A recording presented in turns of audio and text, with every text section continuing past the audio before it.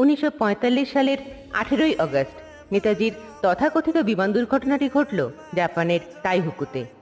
এই দুর্ঘটনায় নেতাজির নাকি মৃত্যু হলো, কিন্তু যে মানুষটা মৃত তিনি কি করে তার মৃত্যুর পরে 3বার দূর দেশের বেতার মারফত নিজের দেশবাসীর জন্য ভাষণ দিলেন? জনগণের চাপে পড়ে তৎকালীন নেহেরু সরকার 1956 সালে শাহনওয়াজ কমিটি গঠন করলেন নেতাজির মৃত্যুর তদন্তের জন্য। কিন্তু কমিটি কোথাও না গিয়েই প্রমাণ করে ফেললেন নেতাজি সেই দুর্ঘটনায় মৃত। যে সকল সাক্ষী নেতাজির মৃত্যুর সপক্ষে সাক্ষ্য দেন, শুধু তাদের সাক্ষ্যই গ্রহণ করা হয়, বাকিদের সাক্ষ্য নেওয়া হয় না। কেন দুর্ঘটনার এবং নেতাজির মৃত্যুর কোনো প্রত্যক্ষ প্রমাণ আজও পাওয়া গেল না?